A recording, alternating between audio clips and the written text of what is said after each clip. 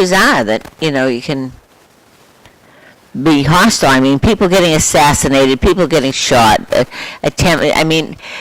politicians saying, putting contracts out and doing horrible things. Don't Well, my take on all this don't stuff, listen to the police or ICE. the Democratic machine that runs the news department, Yeah. whatever they can do to make Trump look bad, that's what they do. Meanwhile, a year ago, they'd be asking Joe Biden, what kind of ice cream is that, Joe? Yeah. So the Democratic media doesn't like Trump, and whatever they can find to make the administration look I lousy. get it, but, do you want violent people living in your neighborhood? I don't. Who wants to have rapists and murderers and drug dealers in their We didn't have them neighborhood? last year? We didn't have them last year? Well, I'm not saying we didn't. We but, did have but, last year. but they're They just trying. didn't get- But we didn't have people saying go shoot ICE. They didn't get the airtime they got now. Well, We had murderers last year. I know we had them, but we're trying to get rid of them, aren't we? Isn't the whole purpose to try to get them off the streets?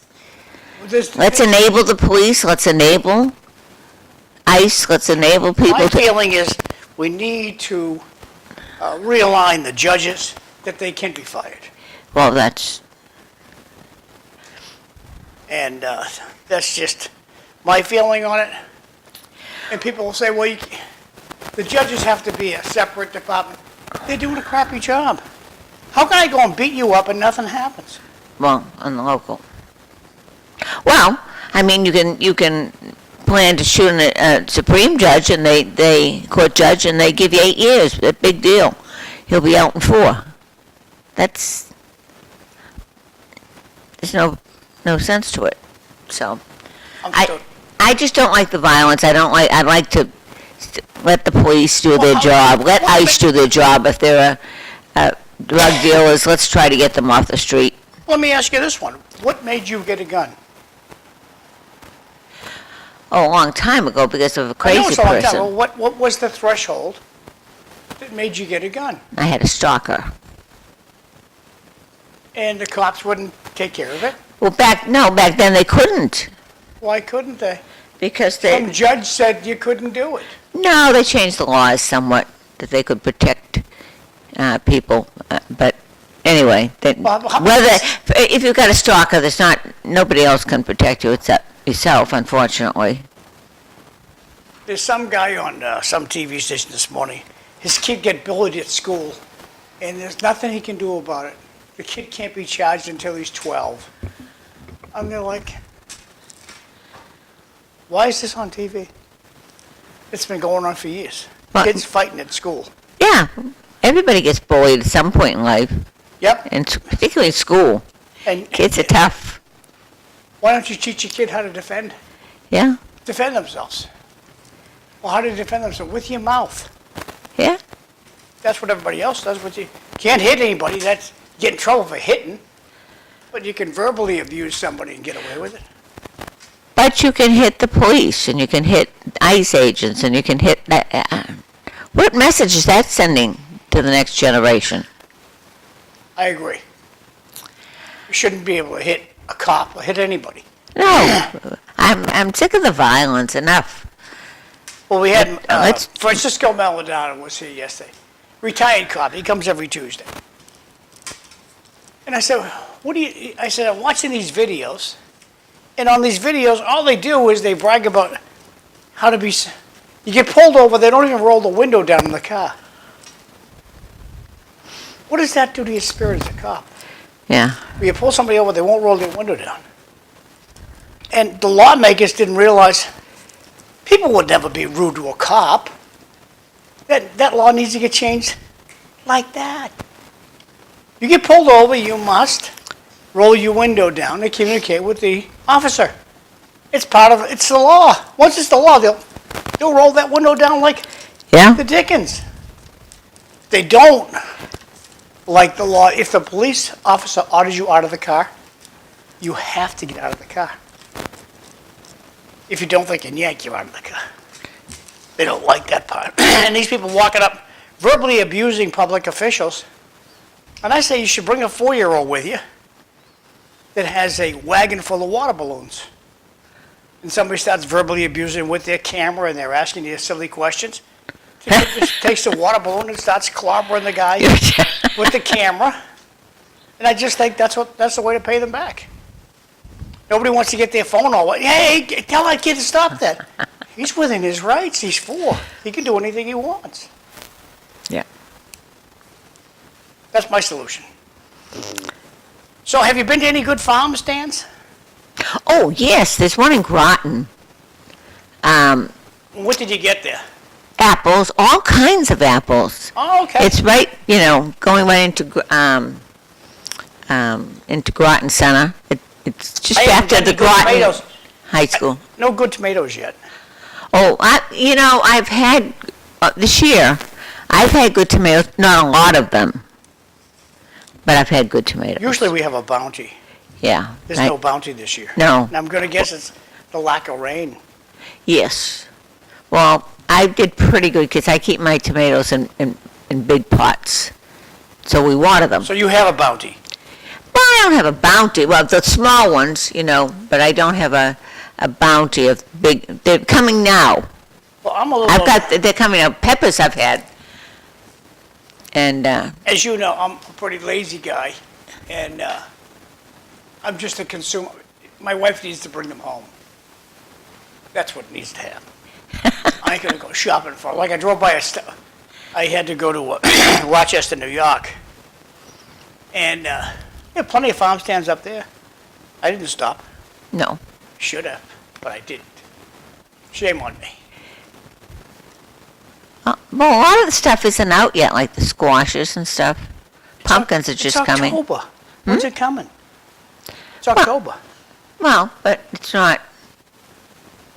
Well, then, Of course, I have to say, I haven't been to a lot of stands. I've been working. Work. I've been working a lot. You're a workaholic. Yeah. How are things at the drugstore? Business good? Good, very good. And I enjoy it. I like talking to the people, meeting the people. They're pretty funny, most of them. And most people are pretty nice. So Most people are really nice. it's, I enjoy being there, meeting them and talking to them. So, and helping them out. It's, it's not a bad place to work. Now, And what do you do, the cashier? I'm just the cashier. I just schmooze with everybody. I just chatting them up, and I don't do any. I work with all young kids. They all do the stocking and the leg work and all that good stuff. So you just hang out and do the register? Yeah, and actually that works out well because they don't particularly like doing the register, and and it's hard to do other things and the register, so I don't mind doing the register for them. And they can do empty all the trucks and whatever else comes in and change the things on the shelves and move the shelves around and do whatever they do. So that works out very well. But they're all the supervisors are all very young. Very nice. Very nice. Well, they don't make old supervisors, do they? Well, yeah, I mean, you have older ones, I suppose, but not, no, even the manager is young. Everybody's younger than me. I mean, so it's all relative. Like yesterday, it was senior day. Anybody over 55 gets 20% off everything, unless it's on sale. Wow, 20% off everything, including drugs? Well, I don't know about the drugs, no. In the drugstore itself. Pretty cool stuff. Yeah, very good. I mean, that's a pretty good sale.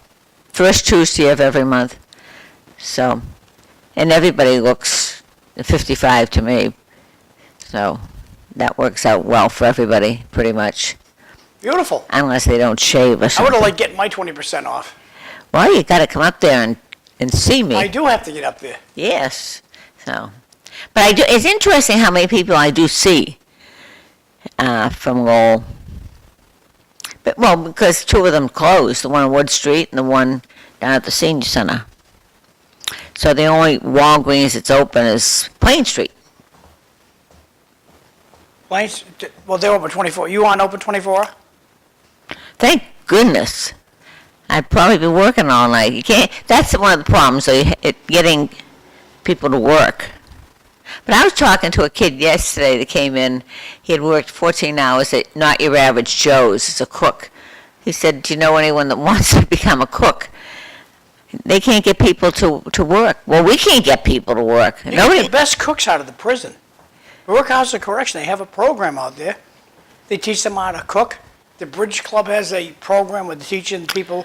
Well, Not Your Average How to Joe cook? needs cooks. Well, they should 14 contact, hours. They should contact Bobby Cox and ask him, can you send somebody up there? When he comes in again, I will tell him to do that. Yeah, well, just, Well, a lot of restaurants, I would think, I don't know if they reach out to any of course, it's New Hampshire. They probably can't go over the line. I don't know. you don't need a license to cook. No, but I don't know if the programs Oh, will, he's federally funded, so I wouldn't be Yeah. surprised. well, I mean, Because of the federal funding, you can go, the state lines don't count. well, that would be good. It's, but there are a lot of restaurants going up now on the Daniel Webster, so it's Well, getting we went to busy. them because on Monday night when we go out, Yeah. we went to the Nash this week. Oh, how was that? Lackluster. Really? Yeah. And we had a good time. Service was good. But the food was like not out of this world. When you go to a casino for food, Usually it's expect fabulous. Las Vegas quality food. Yeah. Didn't get it, so.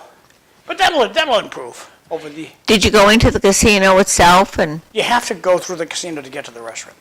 really? And yeah, you park outside, and you walk through, and they got all the machines going. And as soon as you go in, all the card tables are loaded with people. People love to play cards. Right. Not my cup of tea, but No? they were all packed. Well, No empty seats at the card playing tables. And then they had, and again, Monday night, where people are usually broke Monday. And so there were enough people there to keep it going. The parking lot was full. well, I hear they're expanding. I think they're going to expand. Well, at what point will we have too many? Because now they're opening up in New Hampshire, they're opening them up seems to be on every street corner. Well, there are 3 of them in Nashua. And then they got some developer saying he's going to develop Hampton Beach into a Taj Mahal. And I think he's just going to put a coat of paint on it and say this is the new casino. That's my take on the guys. Now, when I went there once in there, and there wasn't very much there at Hampton. Have they expanded that one? Ellen doesn't like them. No. I don't gamble, I'm a sore loser. Yeah, So- me too. But she loves to gamble. She won't go to it. There's one right in Hampton Beach. Yeah. And there was one on the outskirts of Hampton Beach that went out of business. No kidding. Yeah. That's interesting.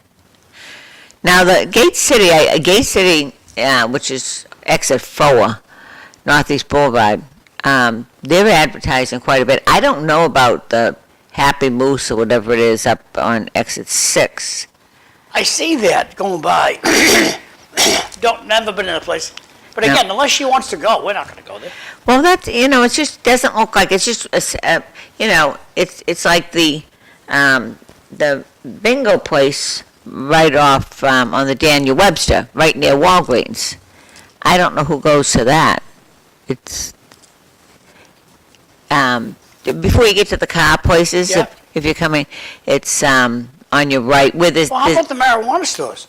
Marijuana stores in Mass pop up all over the place. they're full. Okay. The only one I've seen, actually I've seen 2. There's one Industrial Ave, and there's one on Roger Street. The one on Roger Street is always packed. Yeah, the 2 in Tingsboro, all right. I was, a friend of mine wanted to run in there, and I was packed, it was interesting to me to see how many people our age were there coming. Oh, old timers, they like it. Yeah. Yeah,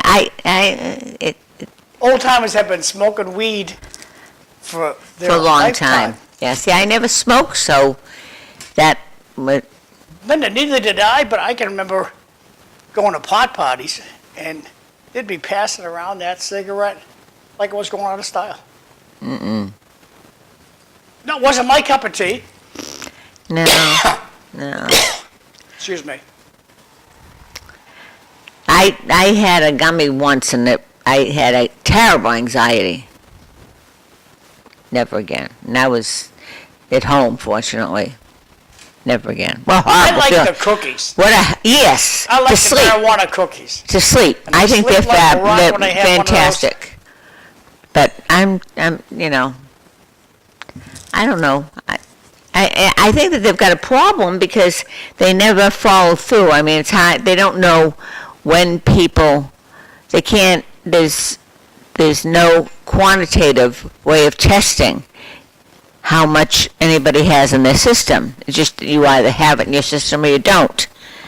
And they can't really tell you if you smoked a joint an hour ago or 2 or 3 days ago. So it's hard. I don't know how they're going to monitor it, particularly if they have these cafes. I just don't, they say that you can't take it in, you can't take it out, you can't, or you can take it home in a Ziploc bag or something, or some container, similar to taking a bottle home. Now, When you can puff on a joint in public, right outside in public, you can puff on a joint. Why can't you puff on a joint when you're driving your car? because it may affect you. May. Oh. Well, I don't know. Hey, I can't tell you. That's the other thing. I mean, everybody's different. Got 2 texts here. I was at Ed's wake last night and noticed a statue-like honor guard. They stay around the clock. No, they don't. At the end of the wake, everybody went home. But they did have an honor guard from the sheriff's department. Guys looked magnificent. Oh, that's nice. Governor came to the wake last night, and she was as sweet as can be. Nice gal, and we had nice little conversation. And then the next text says, "Good morning. Why are there no pot shops in downtown Lowell? There's no place to park." That's why. Well, I don't think that's their drug of choice downtown. Well, no, there should be a pot shop in downtown Lowell. And It's Well- a quaint downtown. And to go in, why? As you say, you can't park. Why would you go downtown You if you can can't just get in and out? Linda, you just think we could open up and dress like pilgrims and sell this stuff.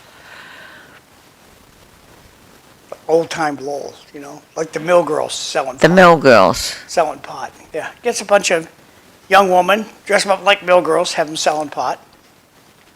Yeah, that's a good idea. Okay. When the mayor comes in, we'll ask him. Oh, he'll love that idea. I mean, just what they need downtown. Maybe that, I don't know, maybe it would, I don't see where, it's such a fluid business. I mean, people come and go. I was amazed how quickly people are in and out. Now, they say the tree house is really quite a pleasant experience. That's Tewksbury. Drake it, Treehouse and Drake Oh, it, Treehouse Pot and- Shop? I have not been there and yet. Pepperell, and I think there's one My in Townsend. sister-in-law's been there, but I haven't been there yet. They say that's very enjoyable. I haven't heard much about the Yellow House in Tingsboro, but I know they wanted to have a cafe or something, and that was voted down by the selectmen. I think that's a really sketchy area. What? The entertainment at the pot places. What kind of entertainment they want to have? Well, they want to be able to have, what did they say, bingo and events and things like that outside, parties outside. Well, it's a disaster on the Daniel Webster Highway now. I can't even imagine. Well, there's plenty of room there. Behind those buildings, there's plenty of room. Not on the riverside, but on the highway side. No, there isn't. Well- It's all parking. That's what They they don't have big. When have you ever been to the Olive Garden? The parking lot's full. Oh, that's way up though. It's the same, they got the same. The pot shop below it doesn't have parking. Yeah, I mean, that's all it has. It doesn't have an outdoor where you could go and have a party. When I finally get all this Facebook stuff going, I'll get a map up of the Tewksbury area. Well, it's right at the Olive Garden, actually, the two of them. They're right across the street from each other. Well, And they have little signs, do not take a right turn, do not take a left. And I just ignore that stuff. You can ask the Tewksbury police how many tickets have they given. Another comment from the audience. If they are packed, you figure it would bring business into downtown. Maybe the mayor or councilor could even answer that question. Gee, there's no place to park. I'm going to guess that's the problem. Well, there's no pot stores in downtown Lowell, but I'll ask Danny when he comes in. Yeah? Maybe nobody's applied. But you want to park, you want to be in and out of there, and be gone. Well, that's right. Drive me crazy. As I say, I'm always amazed when I've brought people up how much traffic there is in and out. And they're both very busy. I don't know what the difference is, but I have heard the treehouse is quite entertaining. Well, what do you mean entertaining? Well, they have music and lights and Banjo Billy's there playing everything's banjo. posted, the specials and. So maybe that's what the Tewksbury guys want to do. No, they wanted to set up like tables where people would consume on the premise. But they're going to leave high. No kidding. I mean, I don't know how they control the fact that they come out of the building and they don't leave high anyway, but, I mean, if you're encouraging them to get high. Well, I told you a story about, I'm up to, I brought one of the customers to, it's a relative, and she doesn't like me to brag, so I won't say who she is. But I brought one of my relatives to the pot store on Industrial Ave. And there's a guy on a motorcycle. He's got his helmet cocked up on his head, and he's smoking a joint on the back of his motorcycle. Perfectly legal. It's perfectly legal in Massachusetts to do that. Is it wise? No. Well, as I recall, when we did the permitting, they couldn't consume on the property. That is not legal. And I don't think it is legal, John.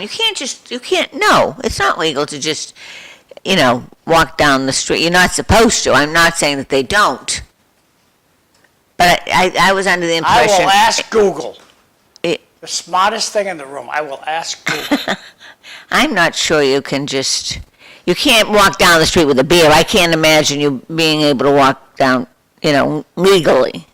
Well, we have a genius audience too, so we're going to go to Google first. Come on, get Google up there. Okay. In Massachusetts, can you S-U-M-A, I think that's right, consume marijuana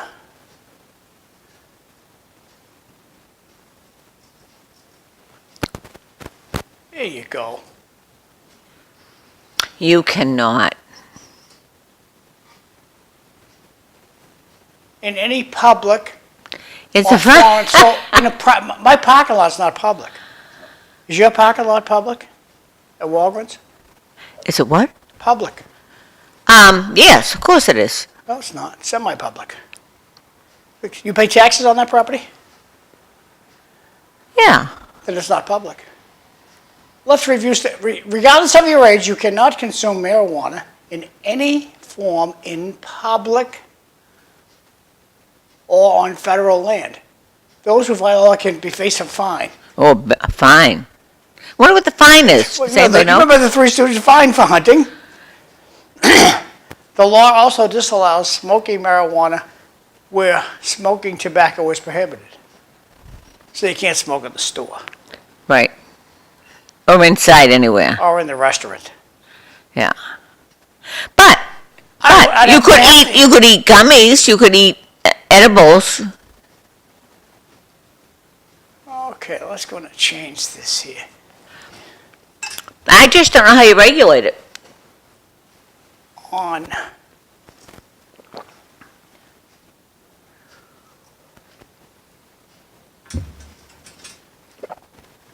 semi-public property.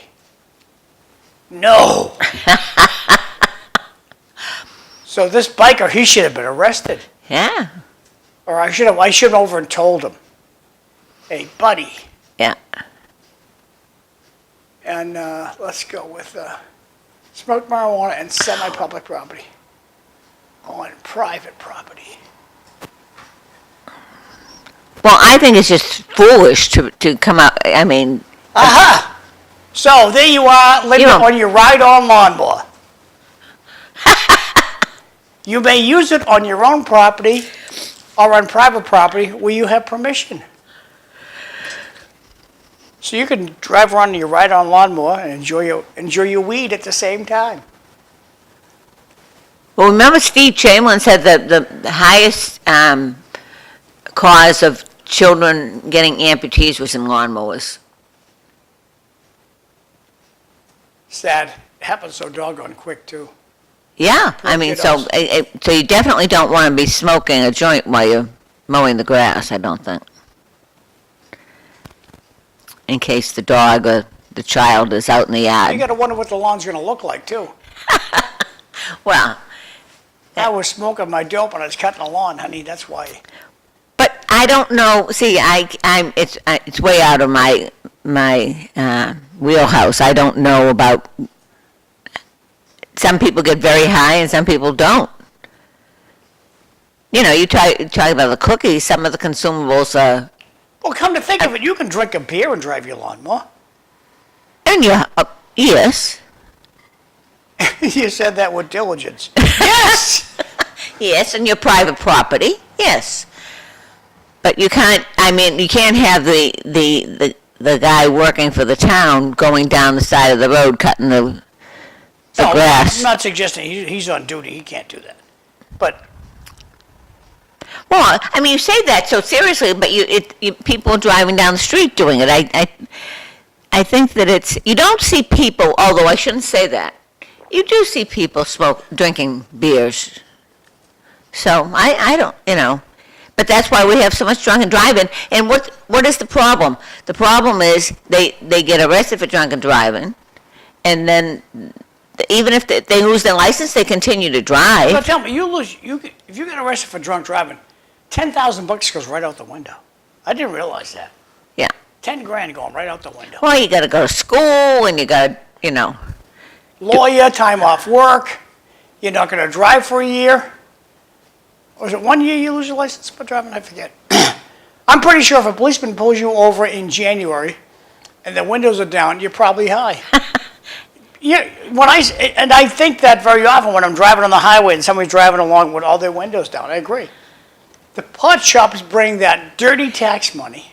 Politicians love tax money. You're right, because where does that tax money go? They keep saying, every time they appeal to the taxpayers to Yeah. vote for things, then where does all that money go? It helps pay for the police to pull you over for drunken driving while high. And they can't tell if you are.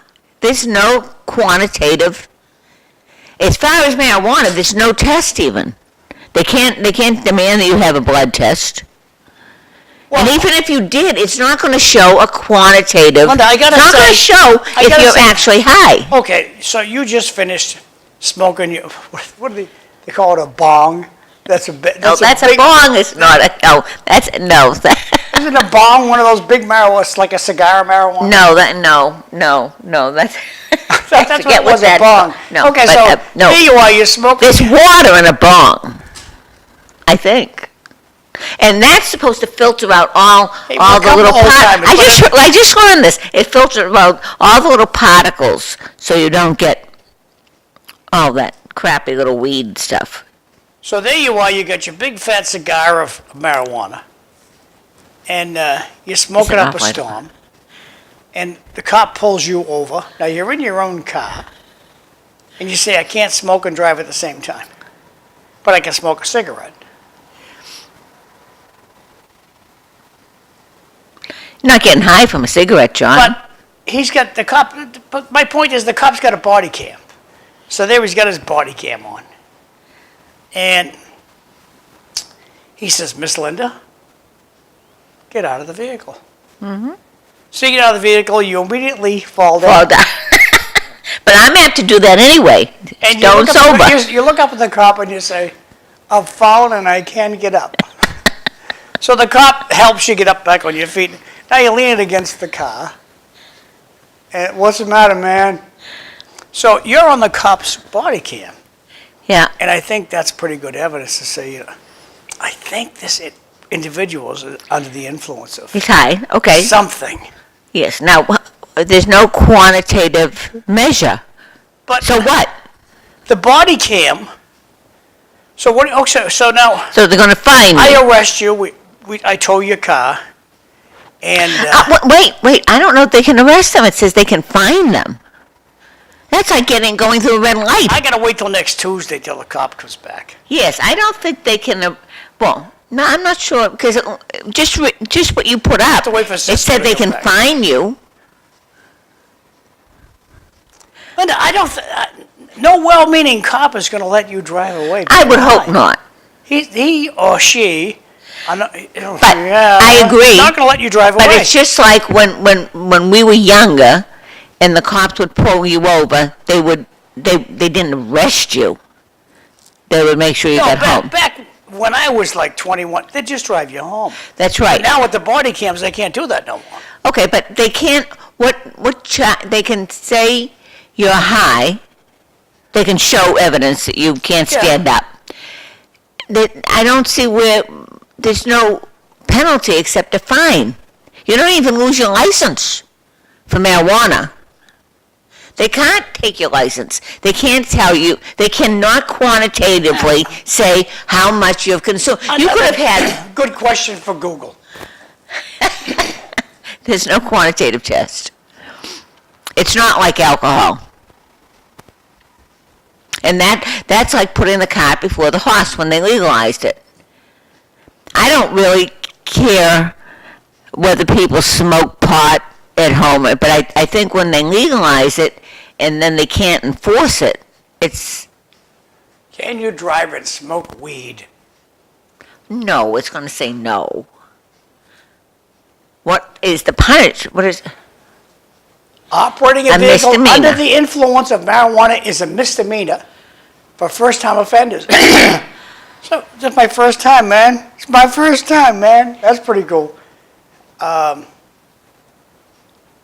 But can become a felony charge if subsequent offenses Wait a minute. may result in a license with steep fines and jail time. Yeah. the bottom line right there, marijuana is legal in Massachusetts, driving stoned isn't. What qualifies being stoned? Oh, wait, that's Jason. So if you've been pulled over, you need to call this guy up. He'll help you out. Because he knows It's an ad. that it's, Is it legal to smoke weed and drive in Mass? no. The law strictly prohibits consuming marijuana while operating a vehicle. It is illegal to drive under the influence of marijuana, as alcohol, cannabis impairs driving and judgment. Can you drive when you've smoked weed? And it says, the appropriate waiting time It is advised.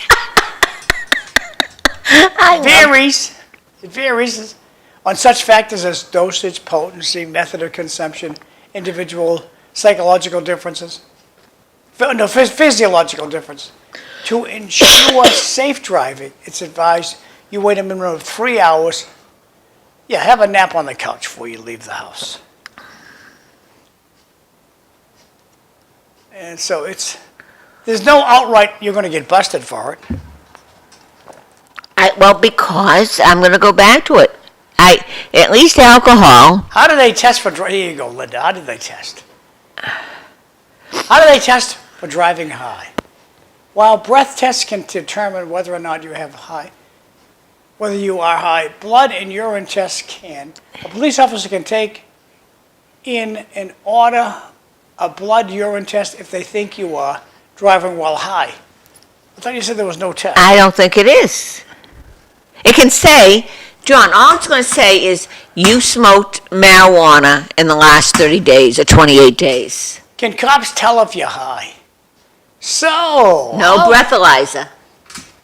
How do you exactly know what you're driving when you're driving high? There's no breathalyzer for marijuana, but in addition to looking for signs of impairment, like the ones listed above, like when Linda fell out of the car, law enforcement uses drug recognition experts, or DRE, wait, this is another government employee, to determine if someone's been driving while under the influence of marijuana. It's subjective. Meaning what? Well, you may think I'm high, but somebody else may not think I'm high. I mean, I'm a klutz. I stepped in a manhole one time with a man in it. Broke my leg, I got a actually. sister-in-law, we call her Tumbelina. Yeah. That's her nickname, because she can be walking on a flat floor and she'll fall down. Yes, I am the same. I don't pay attention where I'm walking, and so people could think I was high all the time. Why did we let you drive at all? Well, people have often said that, John. So I think we've talked this one to death. Yeah. Not a good idea. No, it isn't. But it's, as I say, it's sort of a, it was legalized just so that, as Bart said, for them to get more money. So, have you noticed any improvement, any financial, is anything going down for you? I see the gas going up. I'm not seeing it go down. I agree it's not going. I don't want to be negative, but I just don't see, it's not, the interest rates aren't going down. I don't see butter's not going down. I don't see anything, the prices of things going down. I'm waiting. People are worried about what's going to happen to their job at Enterprise Bank, because the takeover just happened. So it's no longer Enterprise Bank, it's Rockland Trust now. Oh. So some people did lose their jobs. Oh. But most people kept them. Well, I mean, if you're a good, why not? I mean, if you're taking over, wouldn't you want, Yeah, but how many HR departments do you need? Well, just, yeah, right.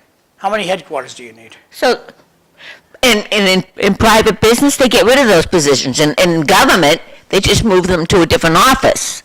Man, this Rockland Trust, they're amazingly big.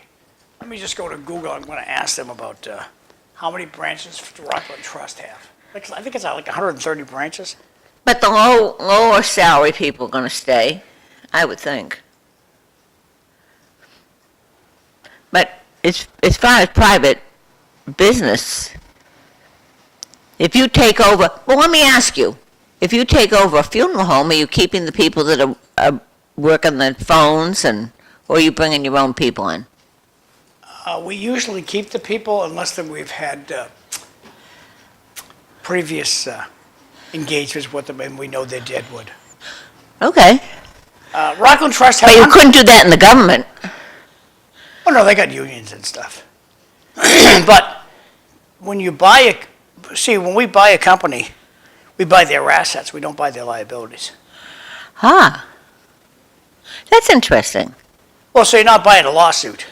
Yeah. You buy the whole company, well, they forgot to tell you that Uncle Tanus is selling it for a slip and fall. It happened 3 years ago. So we just buy their assets. But Rockland Trust has 124 branches. That includes Enterprise. So that's up to 124 branches. They got plenty of branches. But wasn't Enterprise originally established as sort of a local? Yeah, but I mean, everybody grew old and decided we got to get. Yeah. We got. Well, they made their money and they moved on. Yes. That song, we got to get out of this place. Yeah. Well, good for them. I think that it's good to see some people succeed. Boy, the cops are out early. We got Eddie Kennedy's funeral at 11 o'clock today, and they're already restricting parking. Wow. Okay. Where's his funeral? Immaculate? Well, it's 10 o'clock here, and then 11 o'clock in church. Immaculate? Immaculate, yeah. Then St. Patrick's Cemetery. But smart Well, cops. that's too bad. My sympathies go to his wife. She's brokenhearted. Yeah. And They were a nice couple together. nice family. Nice family. Gigantic crowd yesterday. Oh, I'm sure. And like I said, when the governor came, the governor was in extra kind mode. It was nice to see the governor. Well, he was a councilor and a mayor and a county commissioner. I mean, he did a lot politically. He's from the Acre, right? I mean, from the South Lowell. Is he from South Lowell? I don't remember. Now, Jay is asking, but it's not coming through on the, that I can put it up on the screen yet. Jay says, I hope with all this weed talk, there are at least some baked goods to look at. No, we got no baked goods today, Jay. You'll have to speak to Ellen about that. No, Evelyn usually brings baked goods. So tomorrow we'll have baked goods. But not, Not today. So almost Christmas shopping season, Linda. I know. We'll put Christmas stuff out at Walgreens. It's out already. I did have a, Okay. I was sipping my coffee, sorry. now do you decorate for Halloween? In the olden days, yes. Now I'm too old. We do, at home. I mostly, for when the kids come, but of course I'll be up at Dorian's. But I bought some new lights. I bought some orange and what I thought were purple. And the person, obviously, that made the lights is colorblind because they're pink. Just saying. So I have all these pink and orange lights, which is an odd combination. But Well, a lot of people have decorated their yard. big time, big time. They're spending a fortune. Beautiful stuff and gigantic Yes, statues. yes. I'm like, Well, they must have they must have, what do they have, compressors to well, blow them up? You gotta pack them up when. Yeah. Yeah. See, that's why Because Halloween's over quick. Christmas season, you can leave your stuff up for a while. yeah. But people, are you into Halloween? See, I've never been into Halloween. I enjoy Halloween. I'm not, I don't like to dress up. I don't go to Halloween parties. But most people seem to love Halloween. It's lost on me. I enjoy Halloween for the candy. Well, Because, like, my wife will buy this candy, and I'll say, what are you buying the candy for? Oh, we haven't had trick-or-treaters in years. Well, for trick-or-treat. That's where we get the candy. Now it's for Luke. Oh, I got it for Luke. He might want some candy. Nana likes the candy. I like to watch the kids. Like, as I say, I'll go up now. I go to Dorian's, and so he can take his children out, and they all go Well, I out. love to look at the little costumes. Yeah, they're so cute, the kids. Like yesterday, we're up at my granddaughter Adeline. They have a grandparents' day at her school. They have a mass at a place called St. Joseph's Regional Catholic School in Salem. That's where she goes. And there's 500 people at this mass. They do it in the. It was too big for their church, so they do it in the basketball place that they have at the school. And it's this cute little girl. She had probably 2-3 years old, and she says on the shirt, "Some people say I'm bossy. I like to say leader." Cute little kiddo yesterday. Yeah. Some people say I'm bossy, but I like the word leader. Cute. That is, I love the children when they come through. I make sure they always get the candy and things like that. Is this for you? Of course, I get the glare from the parents. But they're so cute. The kids are really cute. Yes, they are. Except for the one that threw a banana and hit me in the head. And then when they get a little too old for it, like, the 45-year-old are dressed up with a witch's hat. Nah, I'll give him some, here's some candy, goodbye. Yeah, but people love it. They have their parties, a lot of Halloween parties. Another text just came through. I'm sorry I can't put them up. They stopped coming through on the computer. Now they're just coming through on my phone. If you're going to talk Christmas before Halloween, then we are part of the problem. Why is Thanksgiving the red-headed stepchild in this series of holidays? Good point, Bart. Money, I guess. Now, Thanksgiving is one of my very favorite holidays. You get to Well, just don't you have think we should have had like turkey stuff? Back when I used to decorate them with pumpkins in the window, turkeys in the window. I loved it when I had the office. Pilgrims, the husband and wife pilgrims would put them in the window. Decorations before all of November. Oh, I had Autumn on Sunday after a hockey game. We took her up to Mary Ann's up in Hollis on 101. Uh-huh. There was a turkey in between where we parked the car and the windows of the diner. Looking in the windows, it had to be 3 feet tall. Just checking out what everybody was eating inside. A live turkey. Now, usually they're nasty. It was just as happy as could be. It just wandered around, checked all the windows out, looked at all the people. I just gotta correct Bart a little bit. That he's talking about Christmas before Halloween. It's Halloween, Thanksgiving, then Christmas. Yes. So we decorate for Halloween now. Well, when I had the office, I always decorated for all the holidays. But I would never decorate for Christmas this time of year. No. But I can see where they're selling stuff. Well, it's gotten kind of out of hand, don't you think? Well, as he says, we've allowed it to happen. They have the Halloween candy out at 4th of July, for God's sake. Actually, shouldn't stores just have a whole section of the building that has all the holidays? You might as well do them all. Have Easter and Halloween, anytime you want to get it during the year. Because they're confusing the whole situation with moving them up so much. Soon they'll be having Christmas in July. Which the Hallmark channel does, doesn't it? It does Christmas in July. Eileen Rossi just sent me a video of somebody's decorations, but it won't go, so sorry. There are some really amazing decorations out there for Halloween. I wonder if they decorate for Christmas as well, these people.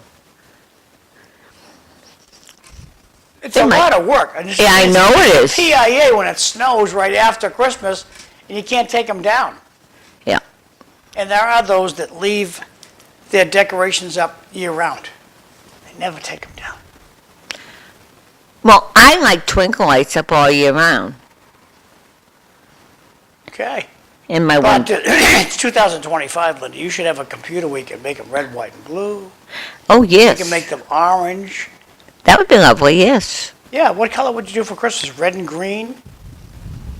Red, green, and gold? Yeah, but when you said this computers yesterday, the electric company was working on the lights on the Daniel Webster Highway, knocked every single business out of power.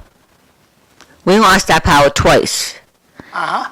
Now, it goes back on quickly enough because we must have some sort of generate, but the cash registers, it takes 20 minutes for them to...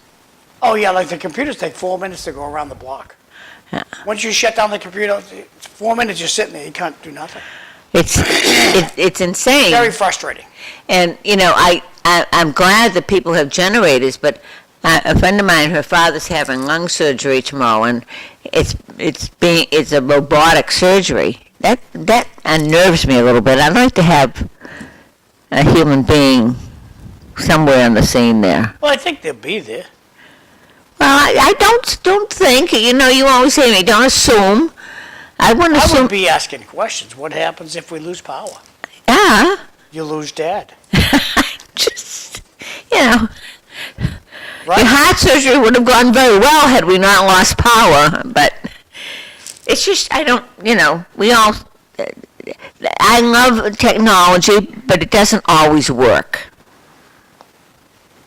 Well, this is a miracle in technology. We're actually on TV today. It's a miracle in technology. Because we've gotten too dependent on it, and then when it goes down, and I assume if there's any kind of warfare, that's what it's going to be. This is what Eileen Del Rossi said. She sent it in Messenger. Oh, wow. Isn't that down? That's pretty cool. Yeah. Oh, my. These people spent some bucks, baby. I don't know if we got any audio. Livingston Road. Oh, that's a lot of work, isn't it, huh? Now, what are they made of? Well, what are these things made of? Plastic, I'd guess. That's huge. Yeah, this is pretty cool stuff. They Amazing. spent a lot of time on this stuff. Oh, here comes somebody. Oh, and they move and everything. It has to Hey, be John, all, try the door. It should be open. Thanks. these things seem to move. Yeah, Yeah. they do. Pretty cool. Wow. Is that a house? It's got to be something. Must be a house. Look at this beauty. She's a little higher. Looks like someone I know, I'm not sure. Beautiful. There's Anthony walking. Beautiful stuff. That is a lot of work. Sure That's is. amazing. Oh, see, they're sitting it up. Wow. Who does all that? And as you say, where do you put it all afterwards? That's a little frightening.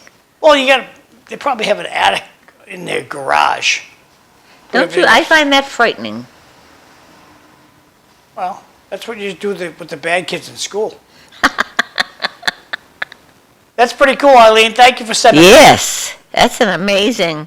I'm going to go see what's Display. going on with John Dakota. Make sure he's in. Oh, I don't see him in the kitchen. oh dear. Maybe the door's. No, I don't think the door's locked. I didn't lock it behind me. I'll go check. But it is raining out, I think. So He's in. he's in. Oh, good. And we've got the mayor. We've got John Descoteaux coming. Oh, it's almost time for break. Yeah. What I'll do is I'll run this video again. Let the break is give us 2 minutes. Here comes John. Hey, John, how are you? Morning. Raining out there? No, it's all right now. Good. Things are gonna be good. You rush it, yeah. Good. Make yourself comfortable over there. Absolutely. Who am I with? Hello, John. Anybody? Linda Bown. Yeah. Is that me? Dan's coming. The Oh, mayor. Dan's coming too? Did you have a meeting last night? Yeah. She's really doing well. A couple of weeks radiation, we should be good. Awesome. Yeah. That is really good news. They got it all and didn't go to the lymph nodes or anything, so. That's fabulous. Yeah, it really is. Congratulations. Thank you very much. Yeah. Yes, it's been a long couple of weeks. Oh, yeah. Okay, so Facebook continues. I'm going to run this video that Eileen Del Rossi sent us. Do you decorate for Halloween? Oh, my wife is just like, it's hocus pocus, everything, it's everywhere. Walking out.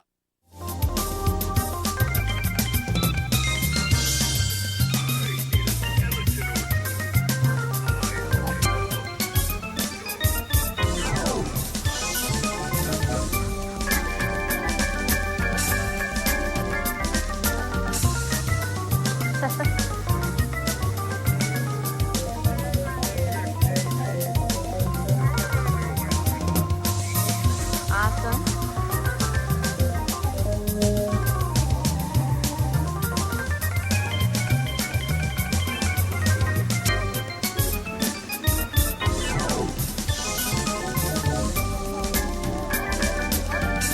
A half hour. Half an hour.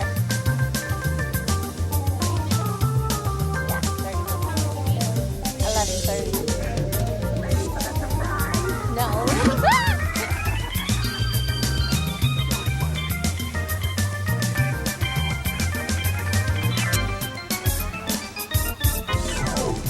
Oh, here's the electric chair, guys.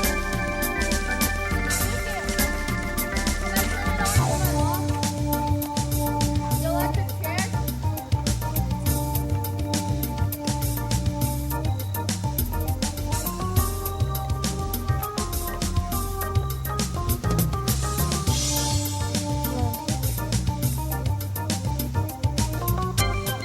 I'm here.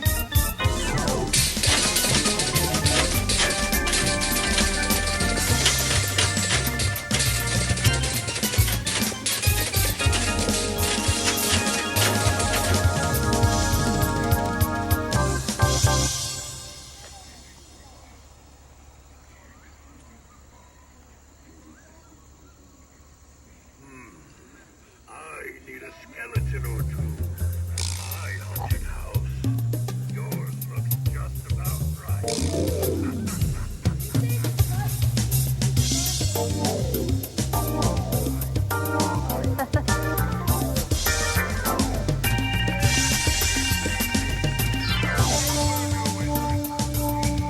Awesome.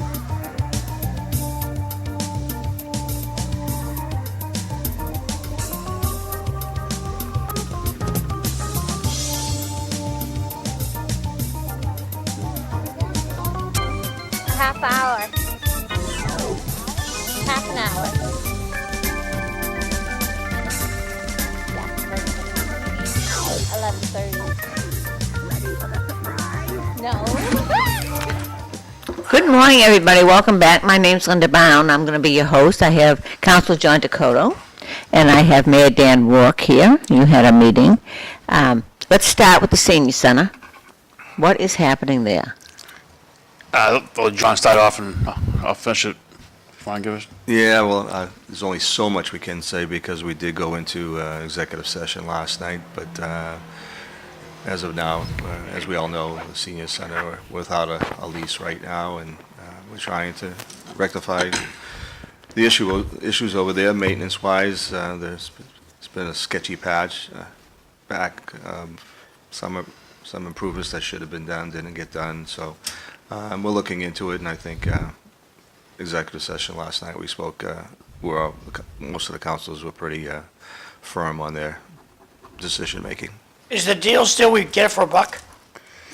Yeah, so again, it was, like John said, not getting too much into it. Because when that was sold down the road, I'll give you the abbreviated version.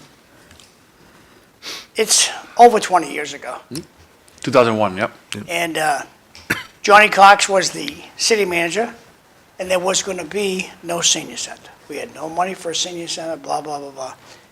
Until John Cox's late mother called him and said, "John, we need a new senior center." And your mother calls you and go like, "Okay, Ma." So it started with Mrs. Cox.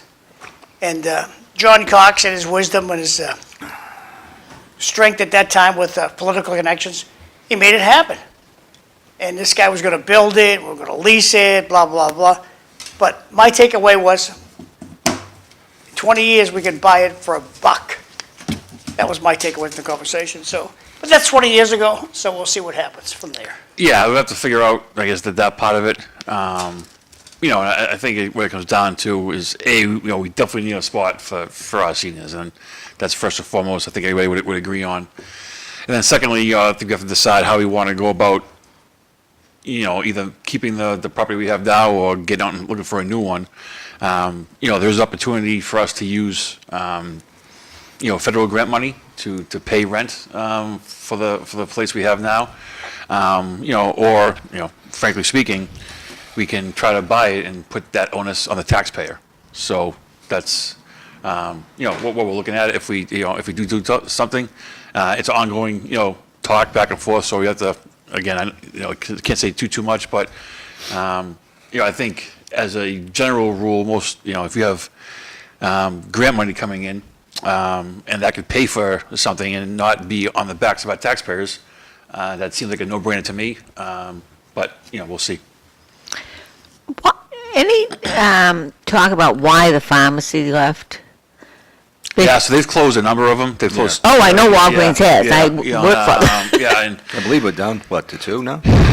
is it- You is it- just had the one on Plain Street. Just Wood- Plain? Plain Yeah, Street, Wood's gone. The one on Middlesex Street closed Closes last now. year. Yeah. And then the one, obviously, next to the senior center closed as well. So, and the one on the Middlesex Street is, people have reached out to think, what could I possibly do with the area? Obviously, it's zoned the correct way for a commercial business. I think the one downtown probably surprised more people than the one on Middlesex Street. The one on Middlesex has CVS right there. Hanford's at Drum Hill has a pharmacy, so I could see why. They tried going 24 hours a day in the beginning. That didn't work out. So then I think, 8 to 8, and now maybe 8 to 6 or something weird, so. Yeah, they were in a catch-22. Yeah, they tried to survive and it just didn't work out, so. A lot of them, because they closed a couple in Nashua. Yeah, so maybe it's Hudson. more of a company-wide issue than anything else, but, if you can't survive with having a pharmacy, you must be doing something wrong, so. But that's where, we're left at with we have 2 vacant properties now.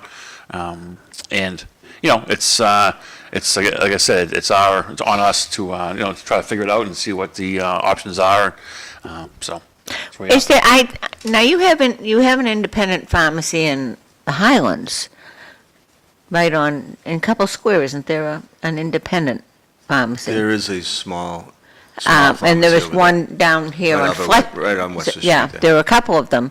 They possibly could do the one with the senior center. I would think downtown is the hardest one for the elderly and the people downtown. I think the one in Couple Square would be tight for room over down there. I just Yeah. don't think there's enough room to expand. So I know they're not, most of the independents are smaller, but that might work better, actually, for Well, Linda, don't you think that a downtown. lot of these pharmacies are afraid that the federal government in their wisdom is just going to say, okay, for your first refill, you go to the drugstore, everything else is going to come in the mail. It's all about insurance today. But the feds kick in a lot of dough for old-timers medicine like myself and yourself. And as soon as the government says, we're going to mail you your John's pills. old too, John. Huh? And John's also old. I ain't gonna pick on, I ain't gonna pick on the councilor. Yeah, I don't want to offend anybody. Sooner or here, later, but, the I don't government's even just know gonna if say, Danny's here. This is a senior citizen conversation. but I mean, so much stuff comes in the mail now anyway. I mean, my wife, she got a new pair of sneakers, says, did you buy those on the internet? She's buying her shoes on the internet. So that's, the world we live in, everything comes to the house. That's right. So I can see where the drug companies are gonna say, we're gonna mail you your pills. So what does Walgreens do then? Again, it's all about insurance. What Yeah, insurance- to Linda's point, I'll give you an example of that. So I used to get prescriptions. I have a million of them because I'm diabetic. I get, Okay. pens and the caps and. I know you, we all know you're drug dependent. Right, yeah. So I used to get, once every 3 months, get a huge box, and insurance, to Linda's point, stopped it. Now I gotta go monthly, and, now instead of paying, $150 every 3 months, I'm paying $225 every 3 months, because they broke it down from 50 to 75. It's, and there's nothing you can do about it, because it's just the way, Your insurance is Right. calling all the shots. it really is. Like That's if you have Blue Shield, any of the blues, you're going to CVS. You're not going to Walgreens. Oh, you can go to Walgreens, but then you pay a higher copay. Now, the other insurances like Tufts, Pilgrim, you may have to just go to Walgreens. So the insurance companies are calling the shots, and they don't say you have to, in most cases, you have to mail away or you have to get them locally. They just make it financially that you have to. It really blows my mind, some of these costs. I take Eliquis for blood clots in my lung, and it's a 90-day supply. The true cost, they say, is $3,200. I mean, and they want me to pay $275 for a copay, which I got to do anyway, so. But that's an astronomical price. But in Canada, you can probably get it for $30. So when I was up in Canada last Yeah. time, just walking around, I was there by myself and had some time to waste, so I started walking around. And I went into a pharmacy in Canada, and just checked out. So what do you get for an insulin pen? You got $7. $7. So a pack of 5 is 35. I Yeah. paid 120 with insurance. way back when we had the office, now Bown's been dead since 2013, we had a pharmacy in Canada, in Sherbrooke, that a lot of our patients used. We used to write scripts for them. My endocrinologist. It was so much cheaper. My diabetic doctor would say, to me, he said, hey, you know what, you're better off, financial wise, taking you away up to Montreal for the weekend. Come back to a hotel and buy all your stuff up there, because it'd still be cheaper than you staying here and going to CVS and getting a prescription. So, Anywhere in the world, Yeah. cheaper than here. I don't understand So it. much for a vacation, just Yeah. go out and pick up your prescription. I mean, drive up but that's just, and for a while there, just my insulin alone, I was paying over $500 a month. Oh, yeah, Yeah. it's insane. Yeah, it's a car payment. And that's right. Any kind of maintenance drug. Yeah, and you can't claim any medical stuff until, I think nowadays it's not until you get to $7,500 a year. Before it used to be $2,500, then went to 3, went to 5, and then went from 5 to 7,500. So, I mean, they find a way to get you. Well, the insurance, what's happened is that you don't see any independent docs, pretty much. You couldn't afford it. And you have to deal with all of them affiliated with the hospital now. You have to All find out docs what got that, right, hospital, and you can't go to that hospital unless your insurance company participates in that hospital. The whole thing has gotten so out of control, and they're just deciding whether you can have certain things and when you can have them, and nonsense things, because if you hurt your knee, you blow your knee out, first you have an x-ray. That's ridiculous. You don't need an x-ray, but you have to have the x-ray. Then you have to go to physical therapy, which will probably cause more damage to it. Then you have to have a CAT scan. Then you could have just had the MRI in the first place and handled it, had the surgery and been done with it. Yeah, and to your point is, if you go to a doctor, your primary care first, then you get referred to an $30, right, $60, so, $90. right, whereas you just walk into an ER, and you'd hope that you get everything done all at once. You also have to wait 8 hours to be seen, so, Yeah. Now, fortunately, the VA does that now. For years and years and years, they didn't. They're finally, down in Boston, in West Roxbury, they're the teaching hospital for Harvard. So, at last, the veterans are, Finally, but it's a yeah. one-stop Right. thing. It isn't like, I laugh when Ra goes down, because it would take John and I forever to get, carotid surgery, something like that. They just diagnose it, they put them in the CAT scan, they do this, that day. Amazing. Wow. That's great. Yeah. I do find that on the website, GoodRx, I don't know if people have heard about that Yeah. before, but, if you have that, you can just punch in what your prescription is, and they'll give you the generic version of it, and all the local pharmacies around your area. If you put the zip code in, what's the cheapest one. So, I split mine, and I go to CVS on Wood Street for a couple, and I go to Hannaford's and Drum Hill for a couple, just based on the cost. Yeah. Yeah. Yeah. Bart's asking, who sells more drugs in Massachusetts, the pot shops or pharmacies? Good angle. I think that's a given. So I know pot shops interested in downtown Lowell. Have any approached? Yeah, I the think we need council? to do, raise our cap. I don't know if has been done through a state or not yet. I know that we've already approved the delivery. We do, the delivery, yeah. Delivery avenue of it, so, and again, when this happened, I don't know, 15 years ago, maybe 10, 12 years ago, the whole fervor was, oh my God, marijuana and being sold and things like that. And I think that it's been showed, other than some minor traffic concerns in certain areas, that there has not been an issue. More and more people, use it for either medical purposes or in order to, to sleep and things like that. So, I'm not opposed to looking at, adding, another one if possible, or two. But again, I think it's a process that begins with the state and comes to us. The issue now is going to be consumption and whether they can consume in the property. That's the next one, entertainment. That's what the state's entertaining right now. Yeah. Whether to do that or not. A couple came to Tingsboro and they wanted to have, Cafe? Yeah. Yeah. and that gets way, Or you can just walk outside and do it and go back in, right? Yeah. So, so kind of interesting. So what else? Pretty much do it any way you want. did that new one open up yet in Tewksbury? Yeah. The old Bahama Breeze? No, it's next to the Bahama Breeze. Okay. Was it Bahama- a premium Yellow, cannabis? the yellow Oh, house. Across from Epigram Brewery Yeah. there? Okay, yeah. Well, actually, right across, right across from the other one. You're right, yeah. Oh, really? just before the gas station, or Yeah. after the gas station. I will We say weren't- that, in traveling, that seems to be the busiest pot shop anywhere, Lowell, Tewksbury. without question. It's, Yeah. there's always cops out there doing details, and there's people lined up waiting to get in, so, Yeah, it's It big, can- big business, right? right. Sure is. Yeah. Well, you have to have the cops because they just pull you, it gets very dicey there. It's even worse than the bridge, Yeah. and that's pretty bad. Which one? The Kingsborough Bridge is horrible. Don't ever, if you're the first They're car, using don't ever yours. pull out. They're Don't- they're using your bridge a lot more these days. Ah, yes. Well, And as they. 4 more years, right, Danny? Yes. Yeah, we're not. And when the golf course finishes up there in Hudson, the traffic's going to get even worse. So. You ever noticed okay. anything with the new housing up at the Tewksbury Country Club? No, that's all. And we came up, again, April and I, a little while ago, a couple months ago, we went to the back way Sherburne that way Yeah. instead.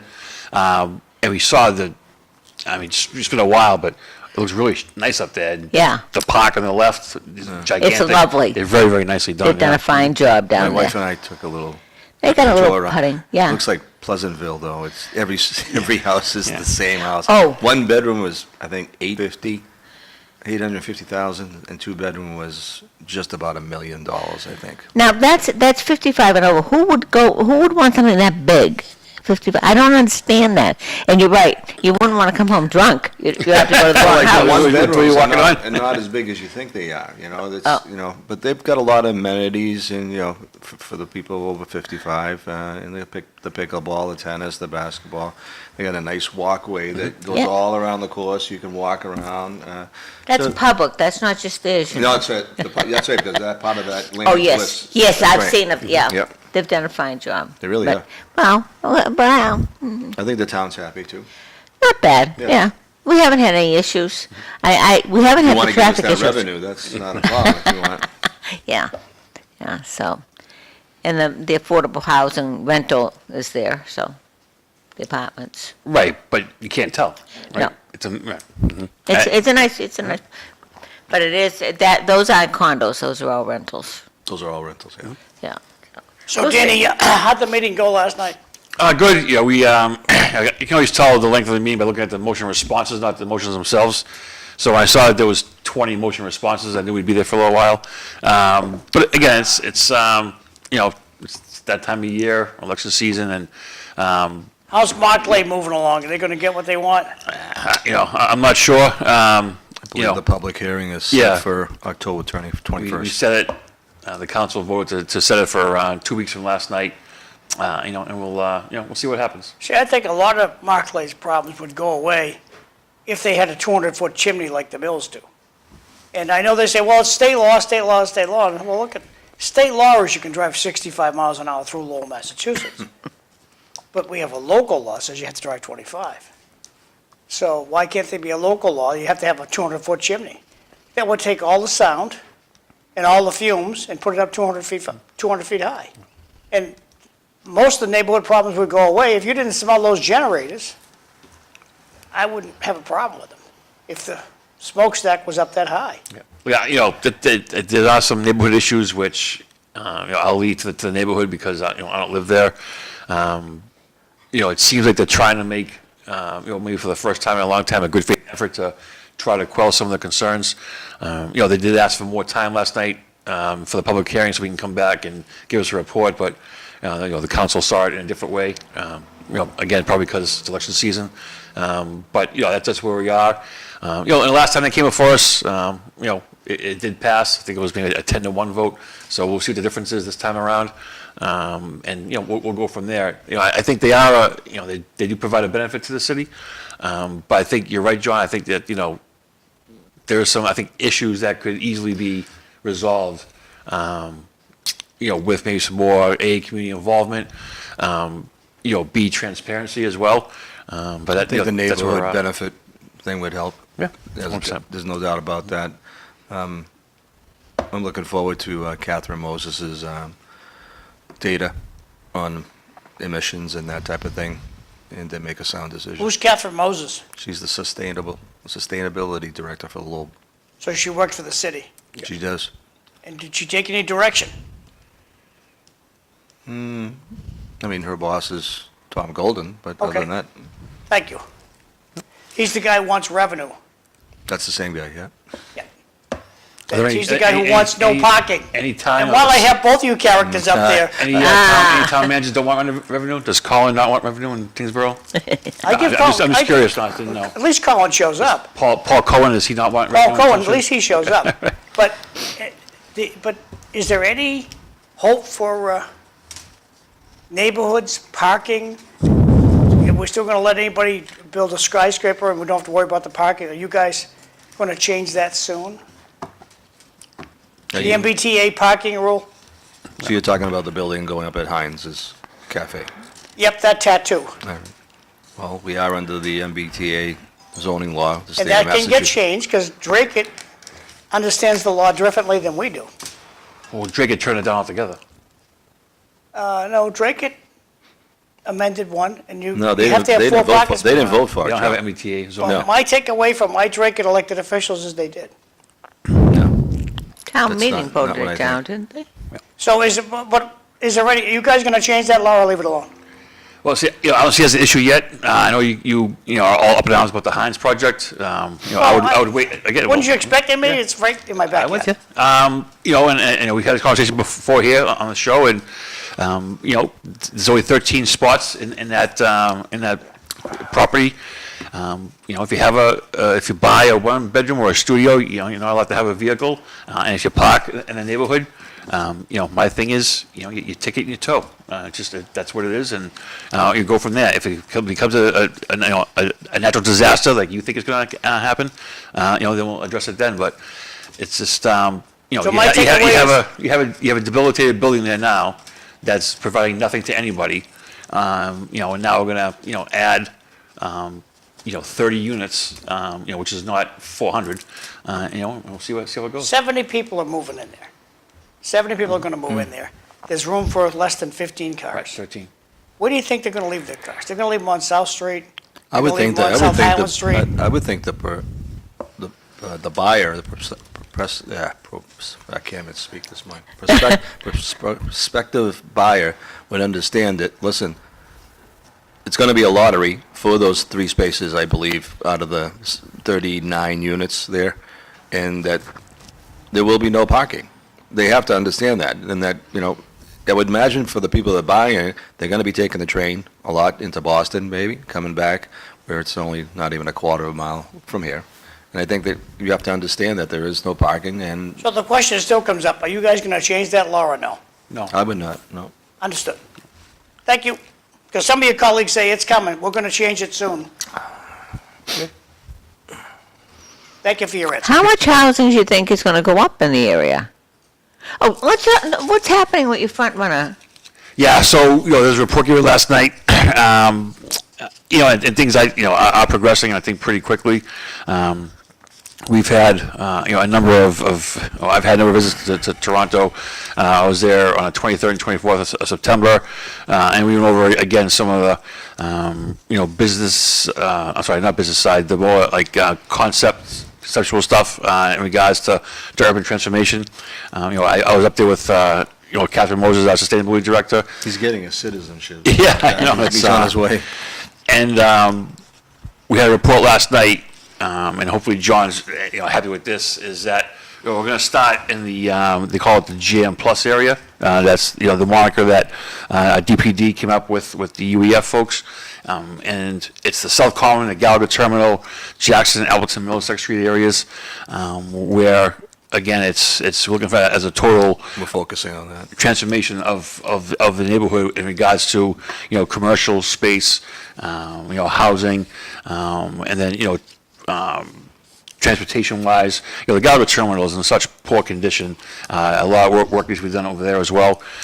So, we're involving, our state partners, some of our private, landowners that are looking, maybe it's a time where, they're getting up there in age and they're looking to, to get out of their property or their business. So, there's a lot going on. It's all positive. I think you'll have some concrete, sites and concepts and pictures and details probably at the end of next week. Now, the LRTA, Are they working with you? Yeah, so, Okay. what it is, it's been it's been a lot of work. We have, again, talked to, everybody from, U.S. Senator Elizabeth Warren to Lori Trahan to the governor, lieutenant governor, the secretary of housing, Dave Bradley over at LRTA, Dan Rivera at the CBA and Todd Chan at the Lowell Housing. We've talked to some of our business leaders in the city as well.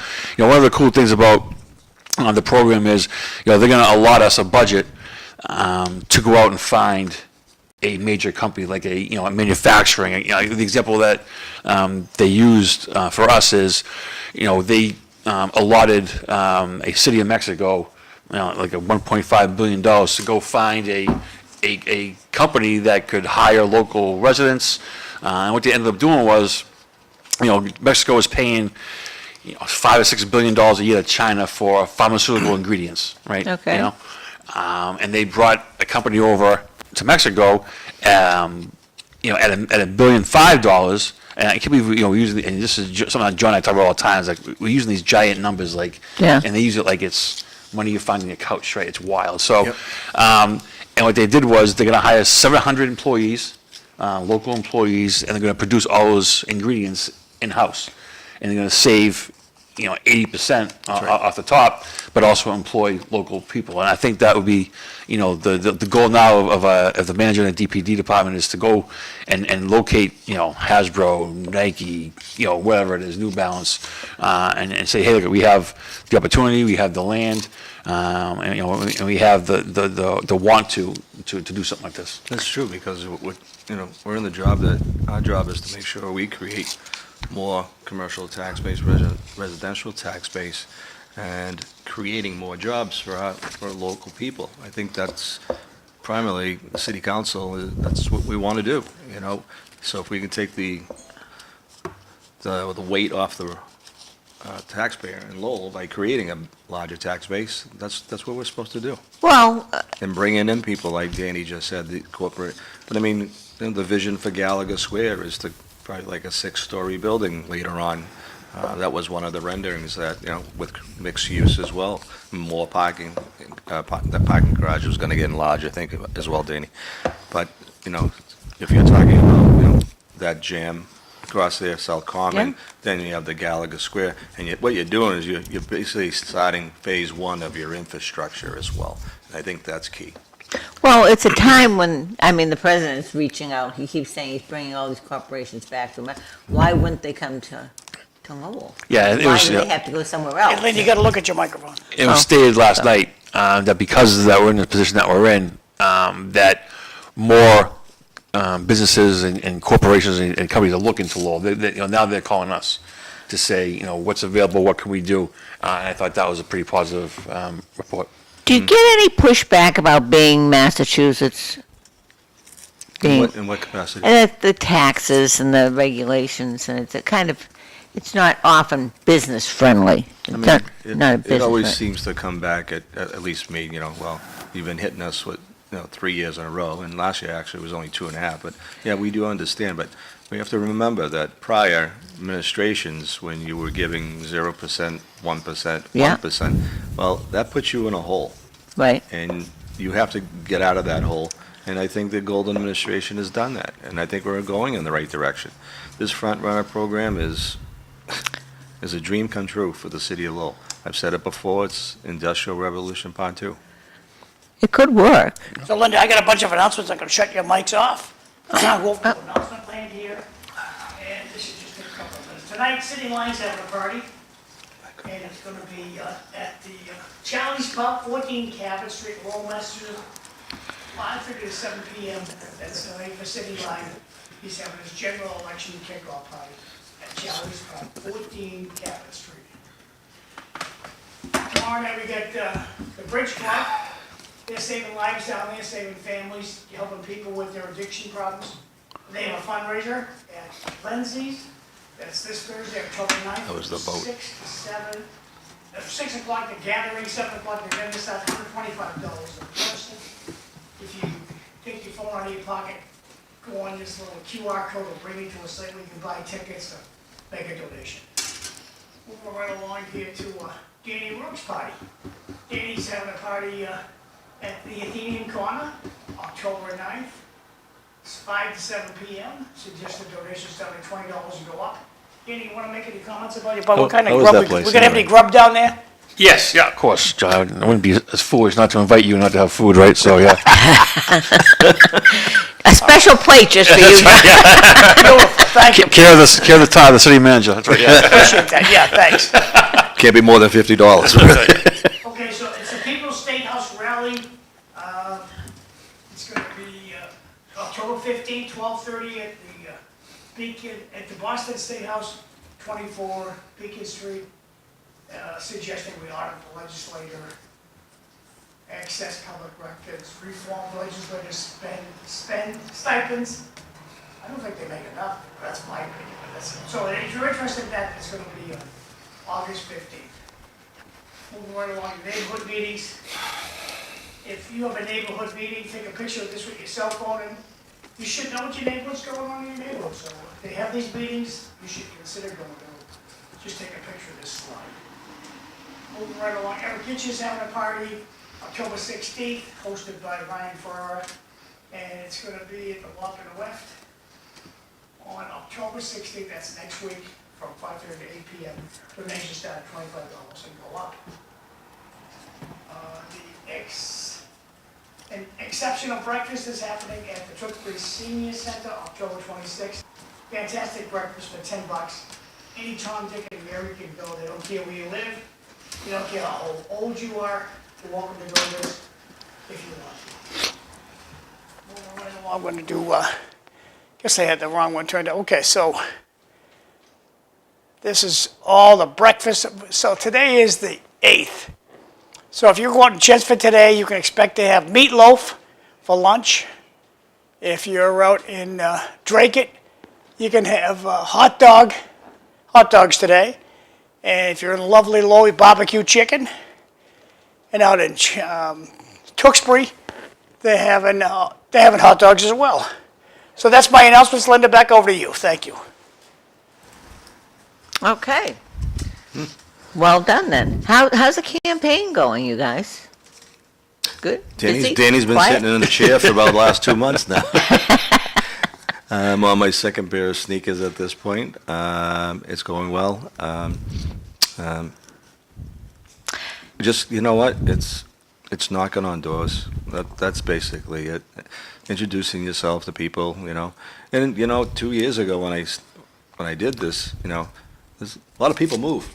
I was just going to ask you, has there been a change in the neighborhood? Not as much, I would say, like in the Lincoln Parkway, Rindle Park area. Not much. Everybody's pretty much stays the same. But the Lowell Middlesex Street, that corridor, Cornell, Columbia, you know, all the way down there, Middlesex Street. That's people transient there pretty much. But it's going well.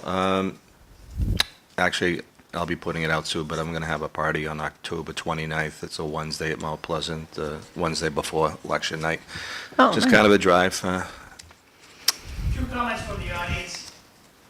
Smoking weed in public isn't against the law, is against the law, which I agree, but safe injection sites are okay, sponsored by the government, pretty scary. John, there's nothing we can do about it. The state ordered the council to vote in the no parking clause, and and not to contest it. Further proof, the state runs the city over the city council. That's coming from Bart. Back to you guys, thanks. Yeah. I don't think the state has been all that good to you. Yeah, you know, again, one of those things we talked about last night when we got into, there's a motion that was filed about, you know, once again, the transient population in the city, the homeless and stuff, and you know, one of the comments that we went over and talked about was, you know, how can we, you know, access opportunities outside of the city, right? And you know, Tewksbury State Hospital came up, you know, Danvers came up, Concord came up over where Emerson Hospital is, and you know, there's an opportunity there. And I would hope that, you know, us being so, you know, gracious as hosts to shelters, over the past couple of years, I think the goal would be for this council, is to be able to find a logical, relocation of our shelter, that is, up to date, be able to pass, an inspection, but more importantly, is to offer the services that go along with having a shelter. So, Tewksbury does have all those things. They just, for some reason, just shut down a 38-bed detox that was out there. So that's the space that's available. Emerson Hospital just, took over a nursing home that went out of business, and they turned that into a detox center as well. So if the options are there, to help the people, and again, we had this conversation maybe once a week, about the homeless, and when the co-op team, when they go out to the South Common, or they go behind train tracks and, over off Plain Street or whatnot, is that, we always offer help first. The first and foremost, and they do it 3, 4, 5 times before we say, okay, fine, in 10 days, we're coming to take the stuff, and to, excavate the area. So, I think, we have shown to be very, very good partners with the state. And frankly, we've shown to be very, very good partners with our surrounding cities and towns in regards to this issue and this problem. Does the sheriff say anything about No, this? you know what, John? So there's been a lot of things that we have attempted to do with the sheriff's department Okay. and have been successful with none of them. Sheriff doesn't want to come to the table, or what's going on? Not at all. It's disappointing. He preaches, community involvement and wanting to help. But at the same time, if it doesn't benefit him, no, thank you. Time to call News Center 5. Yeah, and. That's the only thing he doesn't like is yeah, bad press. It's a shame too, because when you come across as a type of person, and then you actually show differently, it's, that hurts all of the officials. But it's just, that's him. And it's, again, I know him, and I've spoken to him about it. It's disappointing. It very much is. I've relayed that to the sheriff. But he's not afraid to call, looking for help on his end when he needs something. When does he come up for reelection? Every 6 years. Yeah, when is that I'm coming not sure up? Do when we it know? is. Yeah, I'm just no. curious. I mean, Yeah, that's the only thing right. that seems to register with some of them. Yeah, and the issue is somebody from this area, could never contend with in a race like Right. that because of the population that's down in the Lower Middlesex area. But Danny brings up, concerning the homelessness, though, you take Lowell last year at this time compared to Lowell at this time. There's no comparison. And last summer, and Danny, I'll actually paraphrase him, you can lead them to water, but you can't make them drink it. Now, what's happening now is when we're asking those people if they need help, through Lisa Golden and her staff, we are starting to see people going into rehab. I believe there's a memo that came out 4 or 5 weeks ago that had 59 people had gotten into rehab. That's awesome. That's an amazing To figure. me, that's the way to do it, prevention, rehabilitation. Personally, to me, I think the injection sites just perpetuate the situation. Oh, horrible. It's a horrible, I mean. Let's put the money to rehabilitation, recovery, and that's where we're supposed to go. And if the numbers that we're getting from Lisa Golden's staff that we are making progress, then it makes us a better city. And one of the last things we got too was the population that was they classified as homeless. More than half were outside the city. Yeah. Oh, sure. So that just goes to show that they're coming here because we have the opportunity and the services, but at the same time, if you're not availing yourself to them, and you end up at the South Common or you end up somewhere else. In That's fairness to you, we have no facilities and things, but we have no area that they'd want to be. And that's one of your problems with Tewksbury. They don't want to be there because they don't have access to, You Right. name me another town around the Merrimack Valley that does. yeah. but It's the a hard opportunity situation. at Tewksbury is there. It is there. And again, I think that us having the shelter here perpetuates the situation. Absolutely. Right. Absolutely. And then And go it along hasn't with gotten any better, I must say. And then needle exchange and the proposal of safe injection site. I can imagine that if by some reason that does pass at the state level, there's going to be one in Lowell. Oh, It's just, that right. was, now what's happening with the conference center? Now, she extended it a year, right? Yeah. That's the end of next. I think you talked about it last night for a little bit. 2026, right? Right, December? yeah. Yeah. End of So- next year. So, okay, so let's say, Linda Katujan's up for reelection in 2028. 28? oh, So he just got elected. oh, well, 22, he went in 22. So six, yeah. my math is 28. Well, so. gonna learn to live with that, I guess. Anyway, but, so if she does not extend it, she has not been very good to Lowell, I don't feel. If she doesn't, then whose shoulders does it fall upon? Who has to pay for, because you're gonna have to renovate the whole bloody place now. Right, so, we never own the building, right? So that is something that if we do take it on, that those costs we would incur. But I think, to the benefit, to the credit of the manager and the offices, they're thinking about it now. Okay. They're having discussions about it the whole time. Curious, yeah. I think he said that the assistant city manager talks on a weekly basis about possibilities of what could happen over there. It's kind of a, it's downtown, but it's, kind of off to the side, kind of termed as like a desolate area. Yeah. Even though, there's a parking garage over there, Middlesex is very close, but, when it's set back, with the district court on Her Street is, it's a little different, it's not, Yeah. it's not Central Street, it's not Market Street, it's not Right. Merrimack Street, so, the possibilities over there are, I think, are abound. I think that might come into the Front Runner City Yeah, program. it's possible Jim, as well. I think as well.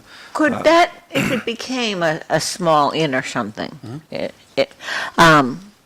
with your front runner, could there be any way to get to like the auditorium and make it more accessible, walking wise?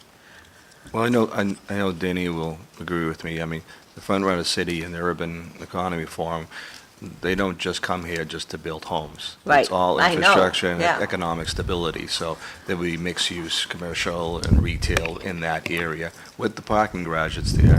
And I think with the opportunity with the Lowell District Court, somebody will obviously be taking that over. I mean, I think it becomes a more vibrant section of the city. Definitely could be. So I think what, John just said, you have that section, and then you have the Middlesex Street, where the new judicial center is going down to where the shelter is. So if we could provide a much more updated facility for our shelter, right? And then you get How old is the shelter now? it's probably billions, a million years 50, old. 60 Right, years? but the shelter's been there for that. Bound Yeah, used right, to yeah. volunteer there every Wednesday. And it probably hasn't been touched since, right? yeah. So. And it was awful back then. Right, yeah, and, so if you can find a way to, again, to move that out of there, now you're talking almost like an added downtown. Yeah. Because, we just had a groundbreaking a month ago. They're putting, another 40 units over there. Yep. Right. Market rate. Market rate. That's on top of the two other ones that they've already done 2 years ago. So people want to be downtown, they want to come to Lowell. But they don't want to have that in their backyard. Correct, right. But I think we've done a good Dennis. job as a city, as Danny said, this is going to be market rate. The Pillager Street, where they're Yeah. doing, that's going to be market rate. But all of the other affordable options that we've given people, and I think you need a good percentage of each of those in order Yes. for the city to work. So like affordable, renters, affordable home ownership. People want home ownership. You know what? I always have a great example of what the American dream is. I remember Julian Steele, right? And what it was. Do you hear a peep out of people over there anymore? They have a nice little house with little green grass in the backyard, Yeah. and they take care of their houses. We're going to be looking, I think Todd Chan said we're going to add another 20-something more units to that. But that's what people are looking for. It's affordable housing, perfect spot for it. Yeah. And I think that's what we're doing right now in the housing is more than we've done probably in the last 10 years. Oh, yeah. 100%. Or anywhere 20 in years. the area. Yeah. I don't see anybody doing that. It's again, I would like to think that economically we're getting into a better place nationally, but I'm not seeing it. And that gives me some hope that that's. It is, Linda, it's opportunity, For the next right? generation. Yeah, it's an opportunity, that's really what it is. And then, and all the stuff that we're talking about, not just the here and now, but the next 5, 10, 20 years down the line. Yeah. So. Makes sense. It's that whole, because the whole jam plan is interesting to me, because I've been talking about it since John Cox days, and the Middlesex shelter is right in the middle of it, and it's sort of, it kind of brings everything else down. And again, and the benefit, obviously there'll be a benefit to the city, but the benefit to the people that need to utilize the place too, right? Because, you're providing them with an updated facility that has the services on site.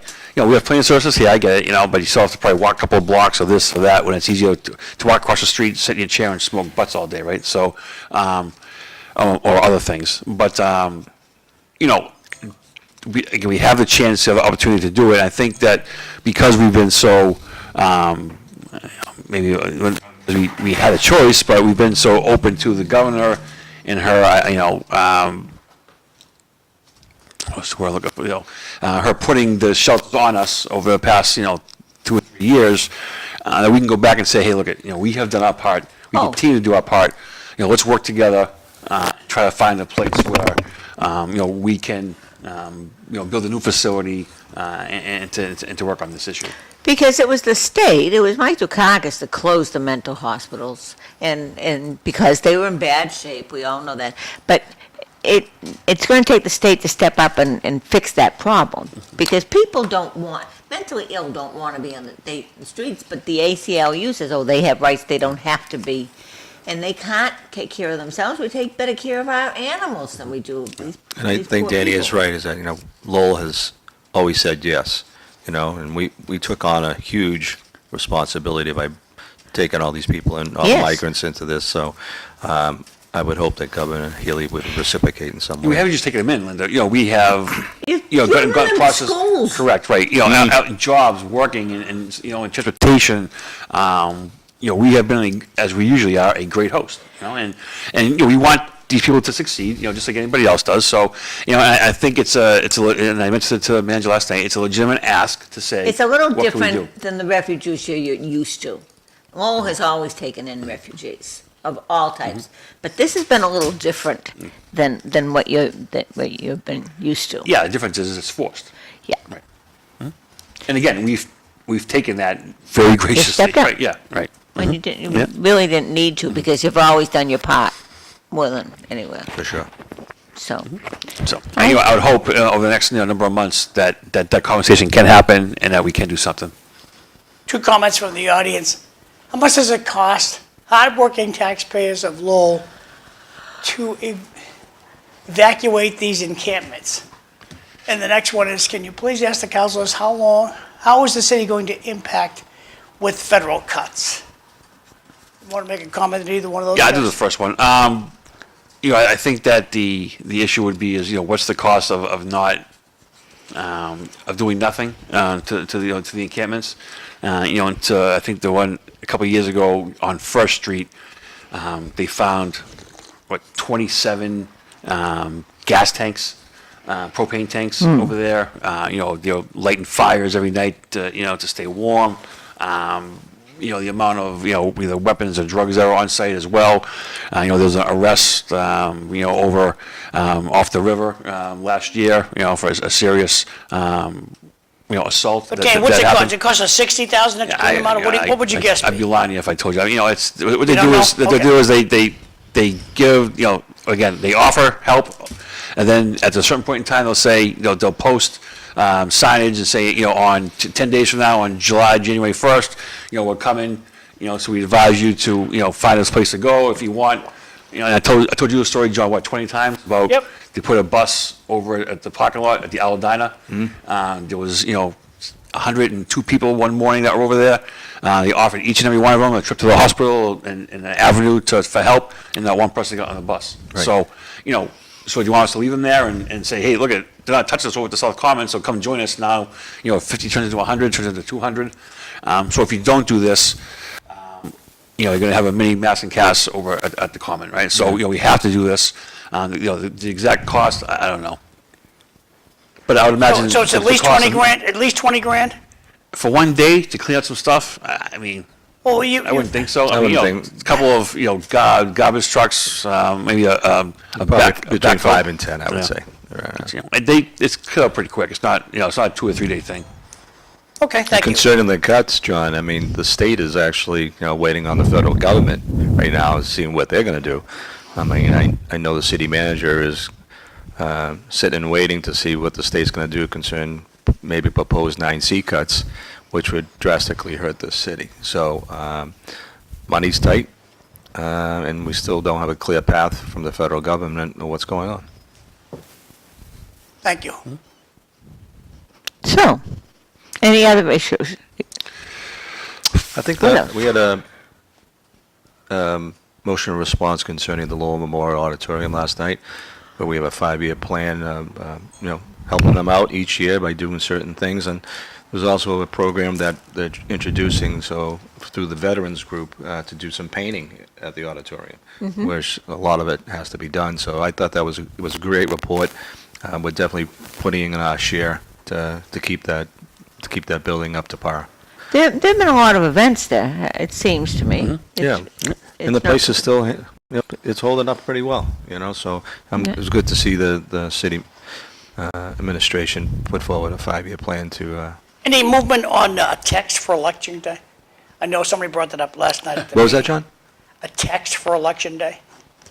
A text for. Yeah, the question was asked, does the 311 app, website, whatever it is, have the ability Ability to do that. to reach out instead of just take in the, complaints, concerns, or issues? Something that's being looked at. Then another couple of motions about, how does the elections director increase, voter turnout? Which, look at, if you're involved and, you hope everybody's involved and wants to, vote and make their voice heard. You can't force people to do it. To John's point earlier, he's knocking on doors all the time, and, if he goes somewhere and talks to somebody and that person on election day decides not to vote, whose fault is that? Well, do your election signs say vote November 5th? I would say all my mail would say vote November 5th. The mail does, okay, good. Yeah, and John, does your election The signs? flyers I've been sending out, I have all the dates on November it. 5th. My email, my direct phone number, I just make sure. Understood, because my gripe, and as the local media, it's our job to bitch and moan and complain about stupid stuff. Lowell's a pretty good place to live in. It's not a bad place at all. But we lost Danny Belanger because people didn't know it was voting day. And if you guys say, oh, people are connected, I'm sorry, one guy got 37 votes. I just think that in 2000, I can get a phone call at 3 o'clock in the morning. That some 75-year-old guy's walking up Gorham Street with no clothes on, he just has a purple hat, and he's missing, can you help us? I think the city can send us a text, it's voting day. That's just me. Nobody else but me. In my district, 8-1 and 8-2, which is the collegiate charter schools where you go to vote, the total number of votes for the preliminary was 200 for 13 hours. Why bother even having it? Waste of We had money. brought that up, that I'm sure the Daily would be able to handle all of it, but now you get into the point where people have gone to the collegiate charter school for 2 or 3 years, now they go there, and now there's no voting. So, yeah, communication is key, and we have talked about different places, I think in the Acre as well, Danny, about moving something, a couple of polling locations, but I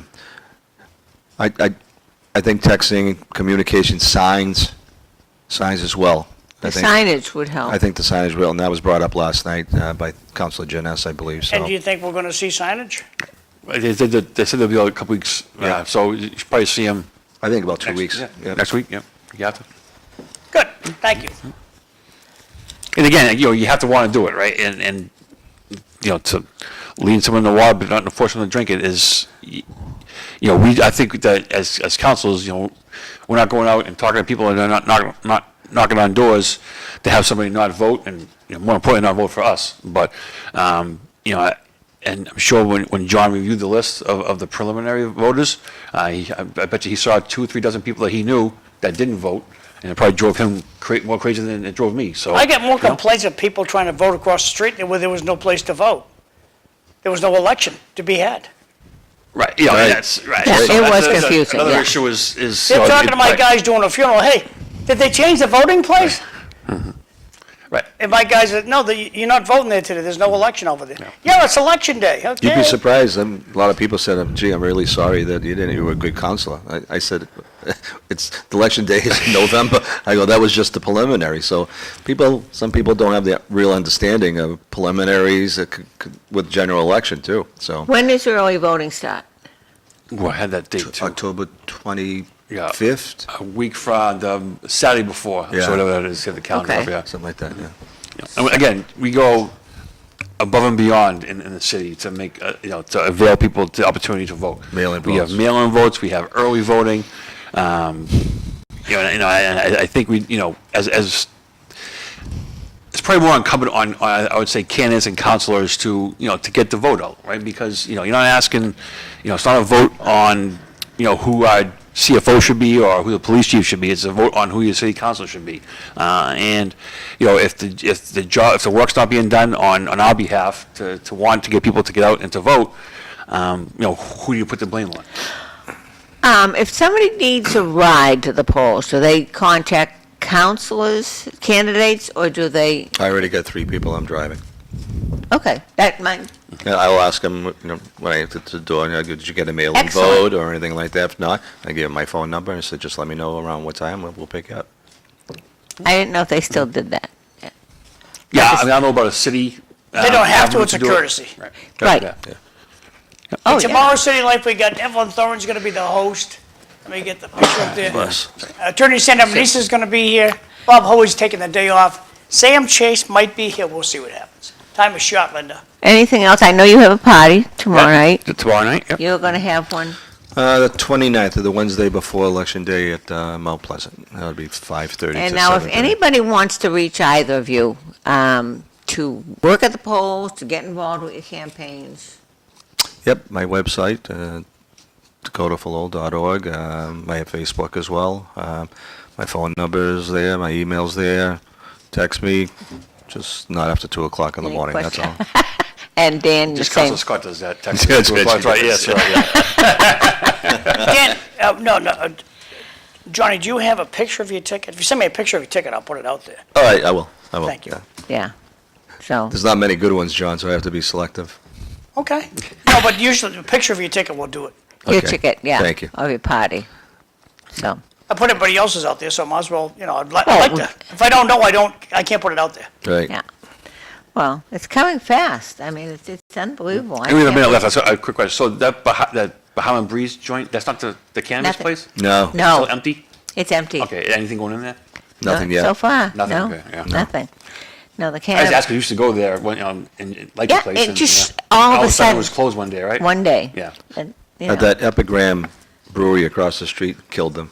yeah, Yeah. flourishing, but They- I'll They're tell doing you. really well. Actually, tell the you, pizza so, was yeah, good. We had the Oktoberfest this past Saturday at Lasher Park. 700-800 people were there. It was outstanding. I talked to I think it was Bill Curry. He runs the Epigram joint, and they sell 500 tickets ahead of time, and they were getting $50-75 a pop. And I got to say a few words, and it was really, really well done. I mean, they had 31 different breweries from all across New England. It was really well done. They had food. I mean, and the little mugs they gave you to try things. I'm not a big IPA or the kind of guy like that, but it was such a well done thing. And we've already started discussions about having them come back maybe for the bicentennial next year. It was just tremendous. We had a blast being there, and they really did a nice job. I think It's jammed. Lowell stepped that up, and Peter Cruz's department. Yeah. They really get, these are little things that bring people into the city. Yes. Spend some money, disposable income. I mean, once again, come to Lowell because we got this, we're doing this, we're doing that. I mean, he had 700-800 people at this event. This is exactly what we're looking for. Anything else in downtown Lowell scheduled for the fall? Yeah, so even the past weekend, this past day, we shut down Middlesex, Okay. Middlesex, Merrimack Say Street and goodbye, Mill kids. Street. Yeah, Oh. and all good stuff coming on. Good. Thank you for getting up. Thank you for coming. No problem. See you tomorrow. Thanks for watching.